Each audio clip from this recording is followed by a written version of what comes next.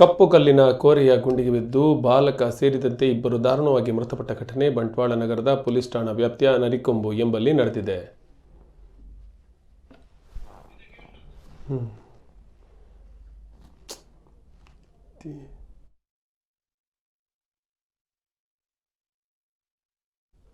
ನರಿಕೊಂಬು ಗ್ರಾಮದ ನಾಯ್ಲ ನಿವಾಸಿ ಬೋರುಗಡೆ ನಿವಾಸಿ ಜಗದೀಶ್ ಹಾಗೂ ಬಾಲಕ ನಿತೀಶ್ ಎಂಬುವರು ಮೃತಪಟ್ಟ ದುರ್ದೈವಿಗಳು. ನರಿಕೊಂಬು ಗ್ರಾಮದಲ್ಲಿ ಅಕ್ರಮವಾಗಿ ಕಪ್ಪು ಕಲ್ಲಿನ ಕೋರೆ ಕಾರ್ಯಾಚರಿಸುವುದಲ್ಲದೆ ಸ್ಥಳೀಯ ಮನೆಗೆ ಹಾನಿಯಾಗುತ್ತದೆ ಎಂದು ಪ್ರತಿಭಟನೆ ಕೂಡ ನಡೆದಿತ್ತು. ಆದರೆ ಕೋರೆ ಪ್ರತಿಭಟನೆ ಜಗ್ಗದ ಕೋರೆ ಮಾಲೀಕರು ಸಲೀಸಾಗಿ ಕಾರ್ಯಾಚರಿಸುತ್ತಿದ್ದಾರೆ. ಅದೇ ಕೋರೆಯಲ್ಲಿ ಈ ದುರ್ಘಟನೆ ಸಂಭವಿಸಿ ಜಿಲ್ಲಾಧಿಕಾರಿ ಹಾಗೂ ತಹಶೀಲ್ದಾರ್ ಅವರು ಸ್ಥಳಕ್ಕೆ ಭೇಟಿ ನೀಡಿದೆ. ಶವವನ್ನು ಕದಲಿಸಲು ನಾವು ಬಿಡುವುದಿಲ್ಲ ಎಂದು ಪಟ್ಟು ಹಿಡಿದ ಸಾರ್ವಜನಿಕರು ಸ್ಥಳದಲ್ಲಿ ಮೊಕ್ಕಾಂ ಹೂಡಿದ್ದಾರೆ.